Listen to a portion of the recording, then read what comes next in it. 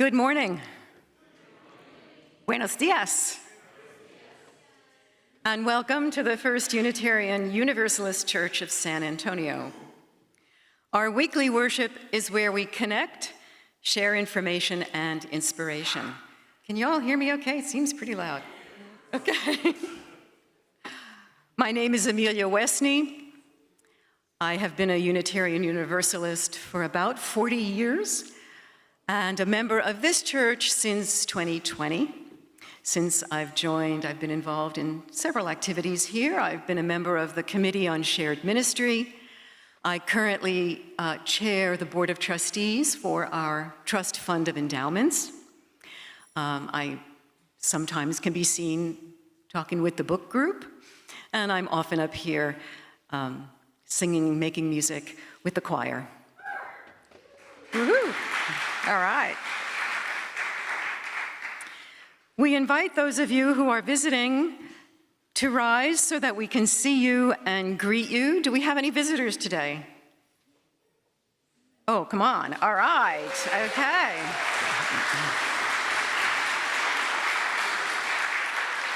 Welcome. We're glad you're here.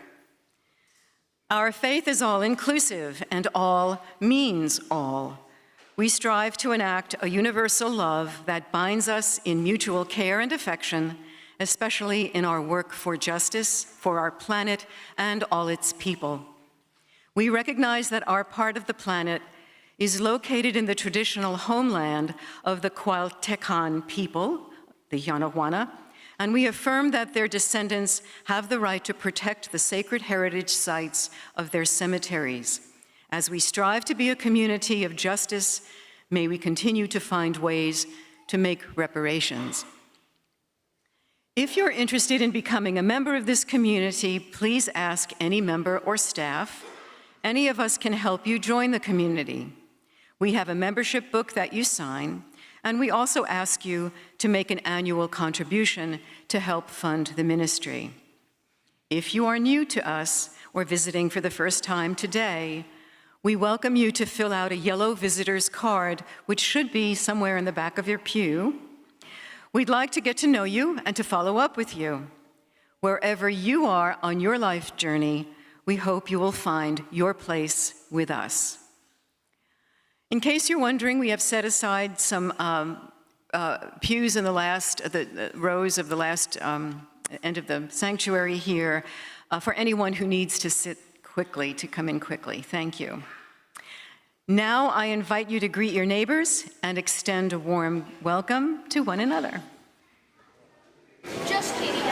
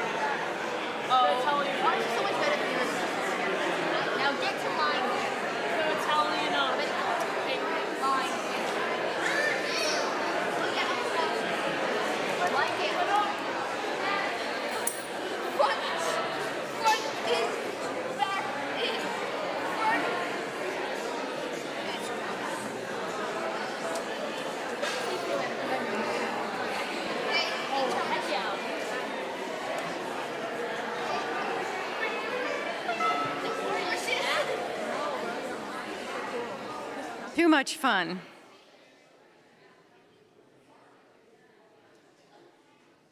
It is my pleasure to introduce our guest minister today. Reverend Carrie Holley-Hurt goes by the pronouns she, her, and hers. She graduated from Austin Presbyterian Theological Seminary. Seminary! Oh, I'm sorry. Oh my God, oh my God. Let's try that again. Oh my God. And it's for posterity online. Oh dear.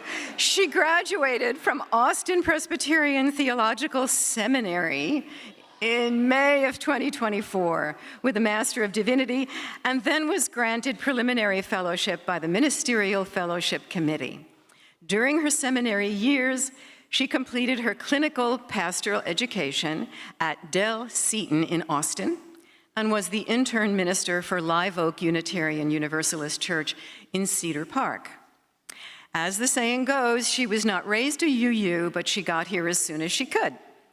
Since becoming a UU, she's been an active and involved leader at First UU of Austin, leading efforts for the UU The Vote and organizing in support of trans rights during the 2021 Texas legislative sessions.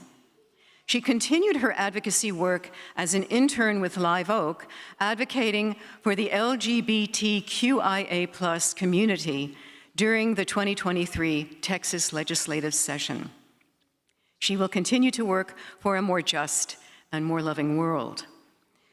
Before getting the call to ministry, she was a policy analyst for the Texas legislature after earning a master's in public policy.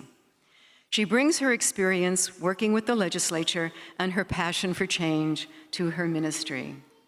Starting in August, and this is great news, starting in August, she will be the assistant minister at First UU in Austin.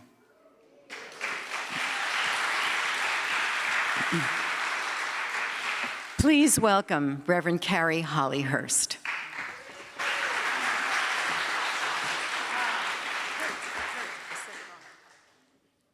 Good morning. I'm Reverend Carrie, and I'm really honored and grateful to be here today.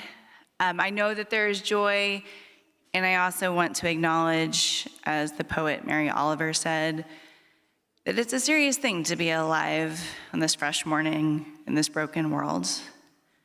There are heavy things that we are carrying into the sanctuary, like the presence of ICE in our communities, like the violent budget bill that was just passed, and of course, the loss of life due to the floodings.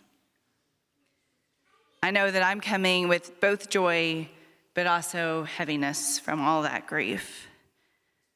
But isn't that the beautiful thing about church? We get to bring our pain and our grief and our joy, our suffering, whatever it is we're feeling, we get to come here and be our full selves, knowing that no one can fix us, but in community, those heavy things can be made lighter. So let us worship together. Our opening reading is from Reverend Kirk Lodman Copeland. We are called together in worship as a beloved community. We are called to set aside distractions and anxieties that we might touch deeper springs and be renewed. We are called to seek and to share comfort for the hurts that afflict. We are called to desire more love, more justice, and more life abundant. We are called to truth, to mercy, to humility, to courage. Let us answer the call with the yes of our lives. And now we will light our chalice. Emilia would thank you. We light this chalice, a rich symbol of our faith, a reminder of our living tradition, a reminder of our connection and covenant with one another, a reminder that even when we are faced with anxious and heartbreaking times, our community and our faith are there to nourish us and hold us. May we allow it. And now please rise and body your spirit for our first hymn, 86, Blessed Spirit of My Life.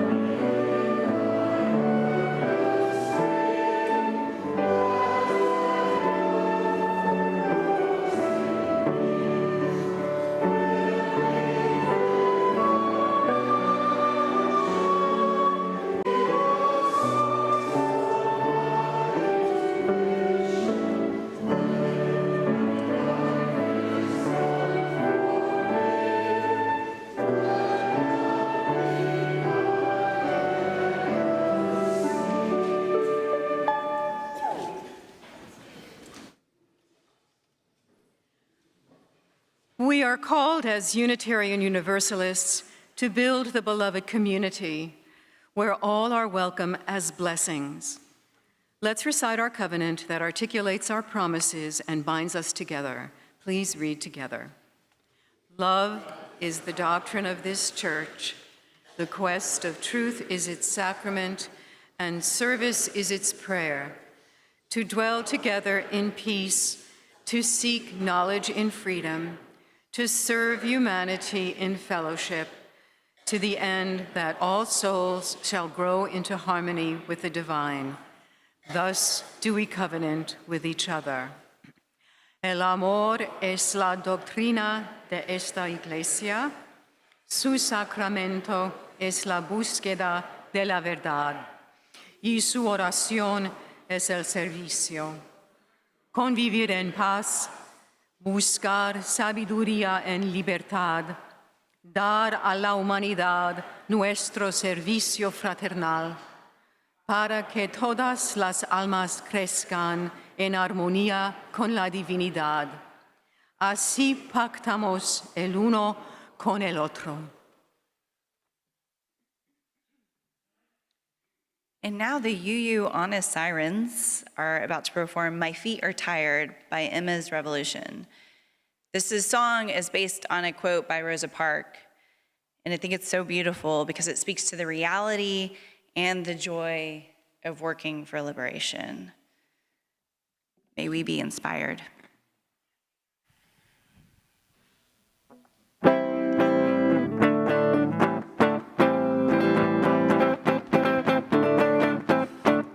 My feet are tired. My feet are tired. My feet are tired, but my soul is rested. My feet are tired. My feet are tired. Said my feet are tired, but my soul is rested. 1955, it was a lifetime ago. Remember I like Ike, remember Jim Crow. On a bus in Montgomery, a southern town, that woman started something when she sat down. My feet are tired.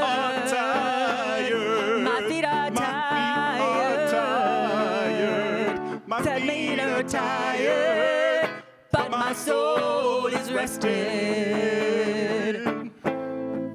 Thousands walk to work in the morning light. Thousands walked home through the rain at night. Every day for a week, every day for a month. It took more than a year before it was done. My feet are tired. My feet are tired. My feet are My feet are tired. tired. Said my feet are tired, but my soul is rested.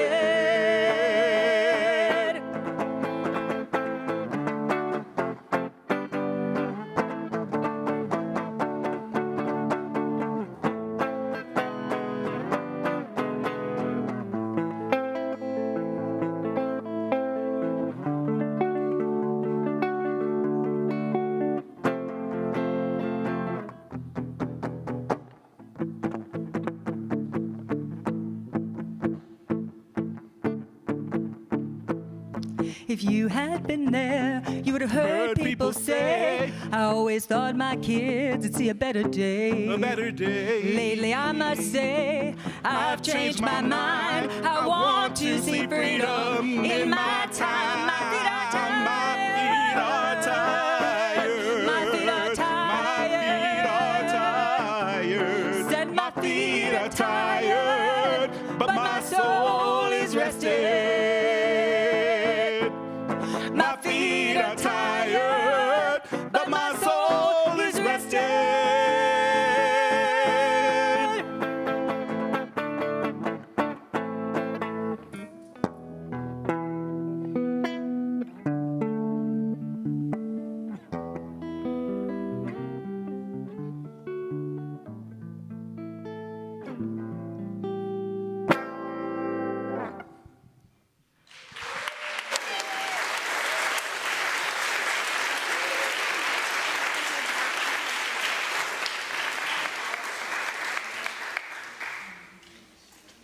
And now for the stone ceremony.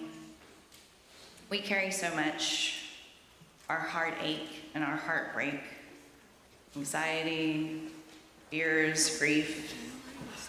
These last few days have been full of all of that sadness and heartbreak.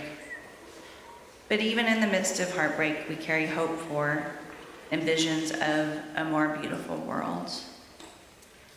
We carry all of this while living our normal lives, while doing the necessary and often mundane tasks of a human life, while doing the beautiful and quiet parts of a human life. So I invite you to lay those stones down and place them with others, their pain and fear and heartbreak, hope and vision all together. I invite you, before placing those stones, to allow those metaphorical stones that are weighing you down to rise to the surface so that their weight can be transferred onto the weight of the stone. And then release it. And watch as the water of this community lightens it and guides it where it needs to go.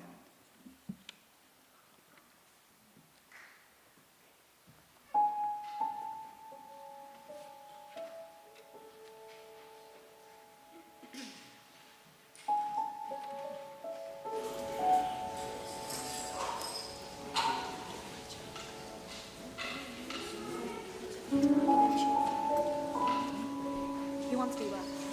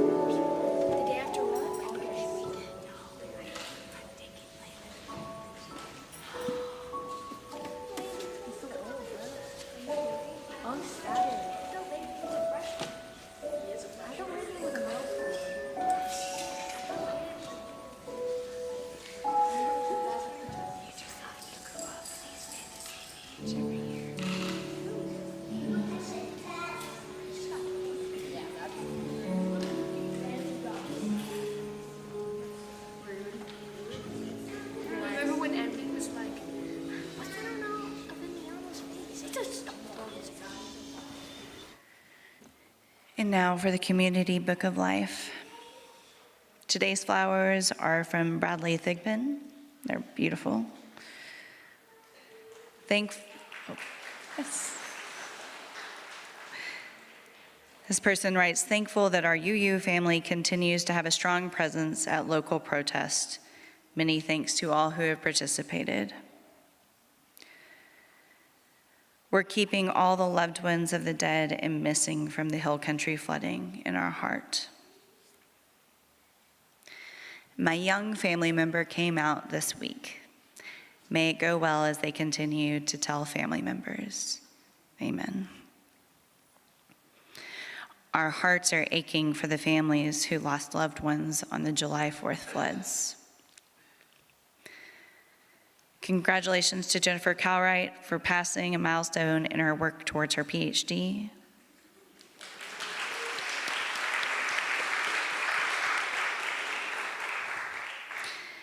And please stay after service today for a presentation about Project Marvel, the proposed Spurs Sports and Entertainment District by members of the Social Justice Committee. We hold all of that, the joys and the sorrows together. Thank you.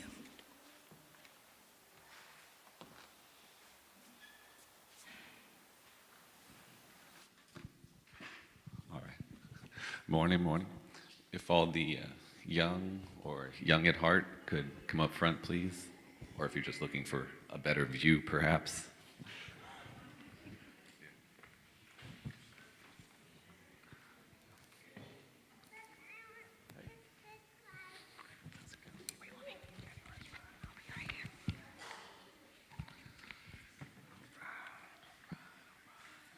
Give it a couple minutes here. So a little background about this story. This was actually read as a children's story maybe 7 or so years ago, and by Stana Welsh, who might be here today. I don't know. Stana? No? Okay. Well, so she read it, and I just thought it was a really cool book, and I told her, and of course she, being the kind person she is, got it for me. So this book is called Petali and Gurigoo, or How the Birds Got Their Colors. So I'll come this way. That way they can all see. All right. Once upon a time, everything in the jungle was bright and gay and full of color, but not the birds. They had only gray and black feathers. And Petali, the baby snake, was just plain gray with a few black spots. Gurigoo, the Indian boy, was the friend of all the animals. One day he found Petali crying, "I am hungry, I am ugly, nobody loves me." Gurigoo felt very sorry for Petali. "Here, have a bite of my round red apple, but do not eat it all. Ooh, it looks delicious. Gulp." Petali swallowed the whole apple in one big mouthful. Suddenly, a bright red spot appeared on his cheek, but one round red apple was not enough for a hungry little snake. Petali was still hungry, very hungry. "Look at those 4 fluttering butterflies. Gulp, gulp, gulp." He gobbled them all up greedily, and then 4 brightly colored rings appeared around his neck. But one round red apple and 4 fluttering butterflies were not enough for a hungry little snake. The more he ate, the hungrier he became. Petali grew greedier and greedier. "Look at the glorious grasshoppers and those luscious leaves. Gulp, gulp, gulp."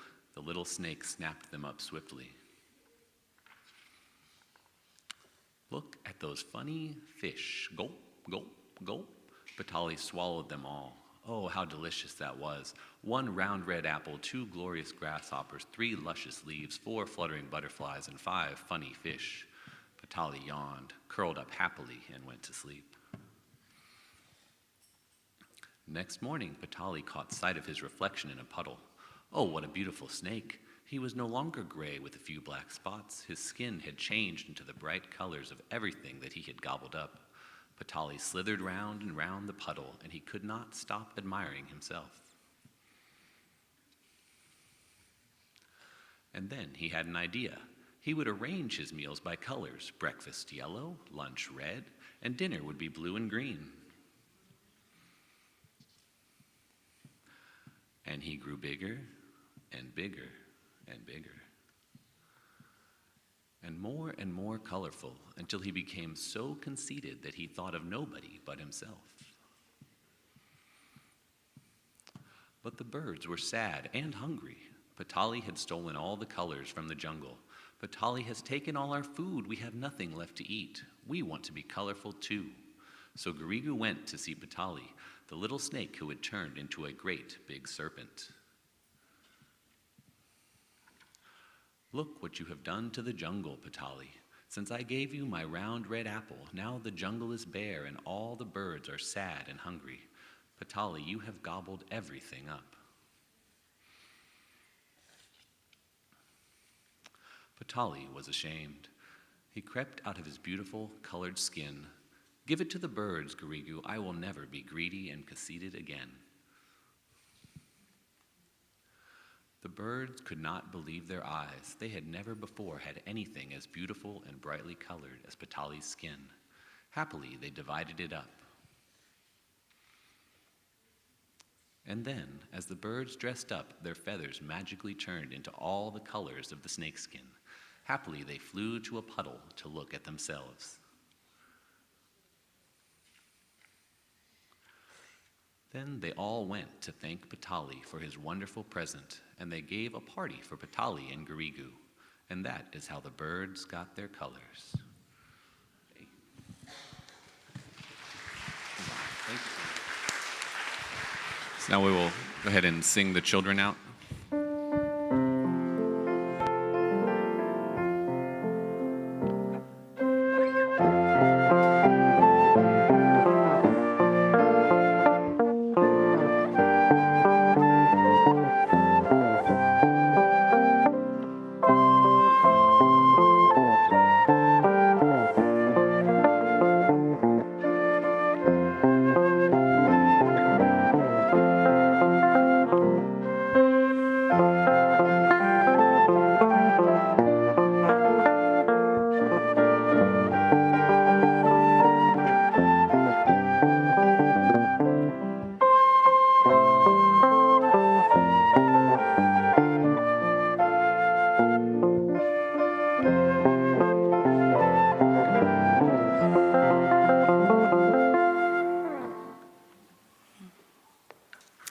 Our reading this morning is entitled, "To the People Who Have Mistaken Freedom for Liberation," by Reverend Julian Jamaica Soto. To be free, you must embrace the breath of your own existence without apology, even if they try to take it from you. You must know not that you can do whatever you want. You are not a kudzu vine eating entire hillsides for the purpose of feeding your own lush life. You must know instead that inside you are entire universes, milky blue, magenta, and gold, expanding. But to actually be free, you must know and you must fight for the entire universes inside of everyone else. Being free is not a license, but a promise. So as you heard from my bio, I have spent a lot of time at the legislature. And during the Texas legislative session of 2021, I found myself in yet another overflow room, listening and waiting to testify on one of the many, many bills that day that were attacking the queer community. I was suited up. I was perfecting my testimony. I was making sure it was respectful and even keel and full of logical arguments. And across the aisle was this large group of mostly young queer people, and they were chatting and having a great time. And this old stick in the mud was feeling very uncomfortable about all that. I wanted to say, y'all, you gotta take this seriously. If you don't take it seriously, they're not gonna take us seriously. And as I'm in this really annoying and frustrating inner dialogue, I hear this explosion of laughter from that side of the room. And at first I'm just, ah! But then two things are so quickly revealed to me. The first is that the person who was currently testifying was doing so on behalf of a religious organization and had God's name in his mouth while he was dehumanizing people. The second thing I realized was the laughter was coming because Reverend Remington Johnson, who is full of mercy and grace, was pulling those people's attention onto her so that they didn't have to be hurt another time by religious rhetoric that would harm them. She was beautiful and merciful. And that's when it hit me. All this time, I thought it was so important to be good enough, to look presentable, to sound presentable, to play the part so I could beg for justice. But why was I trying to appeal to the egos of the people in that room in power who were hell-bent on dehumanizing people when the people that needed me, that needed my love and my attention and my care, and most importantly, my solidarity, were the ones right in that room with me, who are having to work so hard to defend their inherent worth and dignity to people who were more committed to their power. This was a major breaking point in my life. I had spent so much of my life, so much of my energy trying to be good, be a good little girl, don't bother anyone, be sweet, be a good little born-again Christian. Y'all, no one was going to hell on my watch. Be a good worker, be a good student, be a good friend, be a good activist, be a good mom, you get it, right? I pretzeled myself into what I was told was good. I am a recovering civ, having poured out all of my energy in an attempt to be affirmed in my goodness by all the powers that be.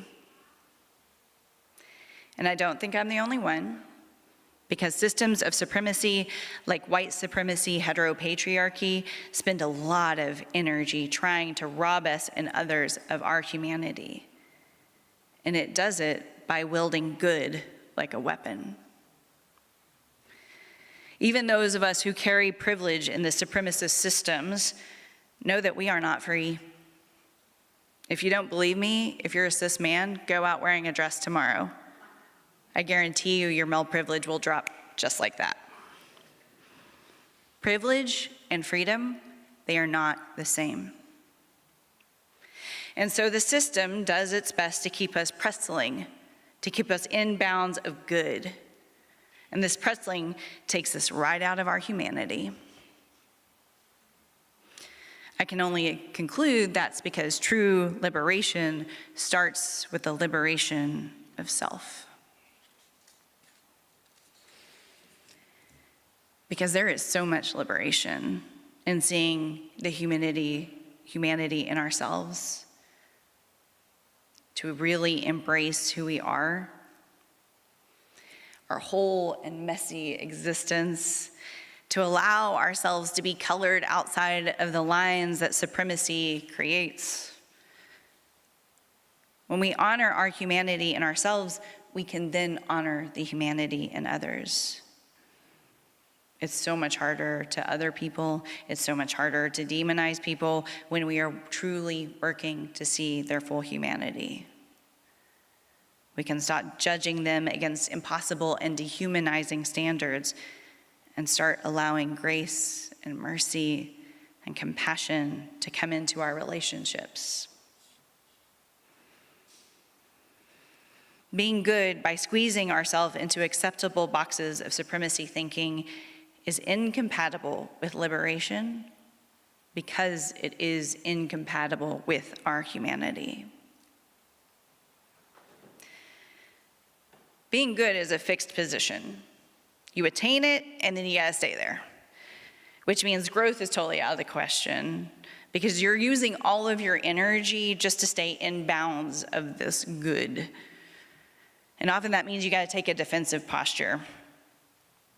Back in 2024 at General Assembly, a time when UUs from all over the country come to decide the direction of our faith, there was a business resolution titled, "Embracing Transgender, Non-Binary, Intersex, and Gender-Diverse People is a Fundamental Expression of Our UU Religious Values." Now, spoiler, it passed, so you can all relax. But during that debate, people spoke against the resolution using what had widely been a debunked report called the Case Report. My reaction was not very generous. I was very affirmed in my own goodness, actually. I had all sorts of thoughts and opinions about those UUs. And then I had a conversation with my very wise and dear friend Biss, who I believe has preached here before, who said, they're trying to rationally justify their disgust through something that they think holds authority, like the Case Report, instead of just being like, whoa, I am having a reaction to a human being with disgust. Is that okay with me? Now, I don't think that anyone who cited that report did so because they were trying to hurt anyone, though let's be fair, many people were hurt. No, I think they were desperately trying to protect themselves, to protect their good person status. And as much as it pains me, I do that too. When I feel uncomfortable, instead of saying, ooh, I'm uncomfortable, let me sit with this, what's going on? Is this reaction because this does or doesn't align with my values? Instead, I might interpret that discomfort as danger, which leads to a fight response. And I desperately have to defend myself, or rather I have to protect my good person status. And that fight response makes sense because discomfort is actually very dangerous. It's dangerous to those ideas and to those thoughts that do not align with our core selves or our reported values. So that fight we feel when discomfort comes up, it's legitimate, but it's not helpful. To fight our discomfort is to keep us stuck. It is to hold tight to an image that we are trying to protect, and that keeps us cut off from growth. Therapist Iris McAlpin-Garrett writes, the more tightly we cling to our identity as a good person, the more skilled we become at rationalizing our behavior, and the less available we are to examining the ways we cause harm. So holding tight to your identity as good will undermine your growth because it doesn't make room for discomfort. And I do not want my growth undermined. Y'all, there is too much harm being done. There are too many people suffering. There is just too much for me to stay safe and protective of some kind of status that never helped me anyways. I don't want to stop that necessary growth and transformation that I need to do my part of this work. And as people who are committed to building a beloved community, I don't want us to pretzel ourselves. I don't want us to be cut off from our humanity. I don't want us to appeal to powers begging for scraps of our humanity and morsels of justice. Y'all, they're not going to give it to us. Not in any real or tangible way, and certainly not in any way that leads to the beloved community.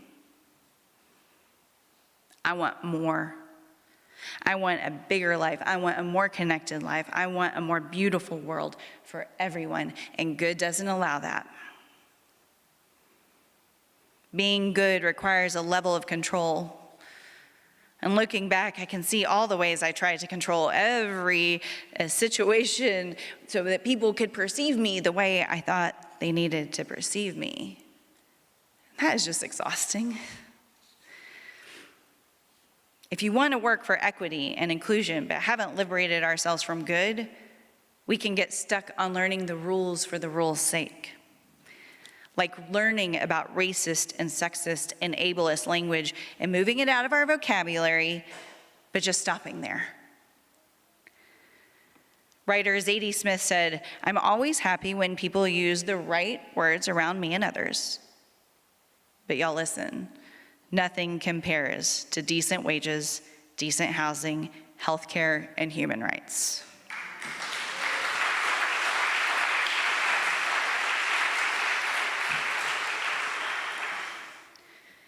So yes, we should make sure that we are not harming people with our language. But it is just a part of the overall landscape of the work that we have to do in liberating spaces. We have to act, and to act is to risk. UU ethicist Sharon Welch wrote in her book, The Feminist Ethic of Risk, that the work we are called, or of course have called ourselves to do, requires risk. She wrote, "What improbable task with which unpredictable result shall we undertake today? In trading an ethic of control for an ethic of risk, and in living out our ethos, we can neither undo the past, nor can we control the future. But we can learn from the past, and we can live creatively and responsibly and compassionately into the present." And doesn't that sound right? Living creatively and responsibly and compassionately, aren't those the building blocks of liberation? And I believe that our religion provides a foundation for this kind of risk that flows from those building blocks. One of our new values is transformation. It reads, "We adapt to the changing world. We covenant to collectively transform and grow spiritually and ethically. Openness to change is fundamental to our Unitarian and Universalist heritages. Never complete, never perfect." To me, this says that our religion encourages us in our humanity, encourages growth, encourages change, to continuously learn so that we might do better over and over and over again, to discard old beliefs as we gain a deeper understanding of the world and of one another, for the liberation of ourselves and for the liberation of others. But what I most love about this value is that what it acknowledges and what it looks like when we're doing this as the people who are in our full humanity. Never complete, never perfect. So if we're going to do it away with good, which I think I've made a good argument, what should we strive for?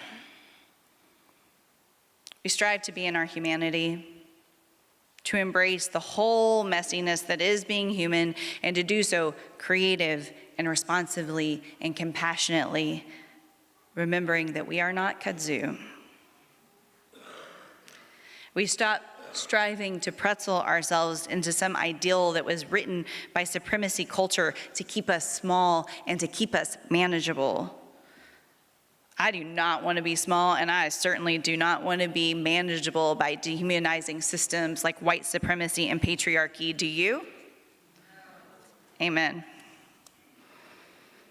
We also strive to see the humanity in others and to be so attuned into the humanity that when it is under attack, even when there's no stakes in the game for us, we stand in solidarity and we push back against all dehumanizing attacks,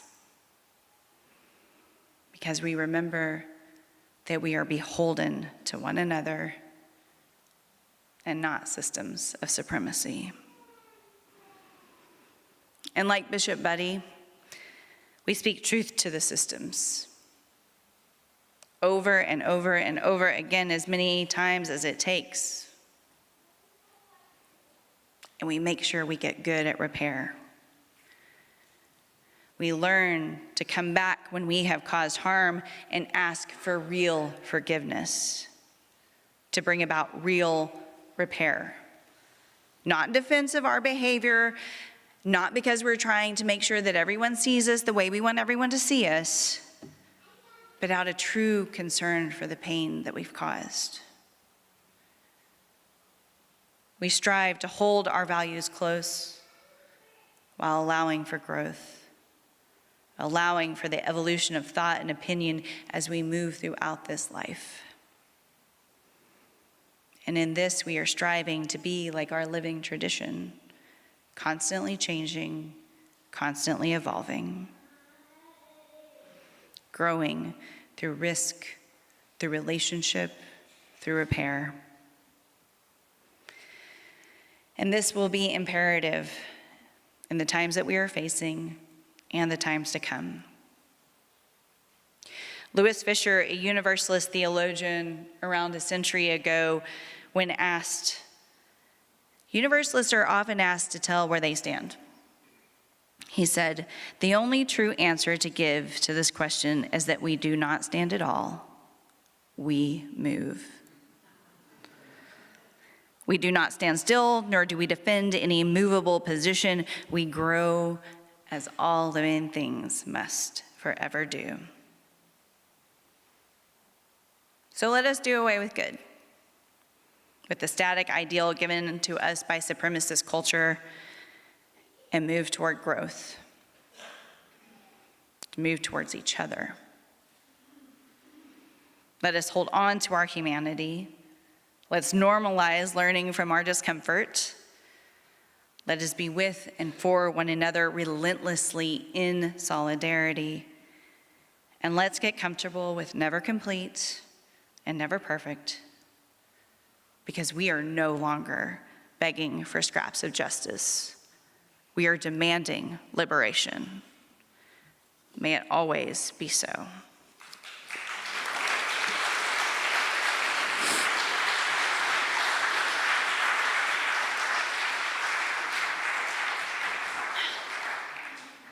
And now is the time where we collect an offering to fund the good work of this congregation. If you're joining us online, there should be a link in a chat, or you can go to the church's website and hit the donate button. For those in the sanctuaries, the ushers will collect now.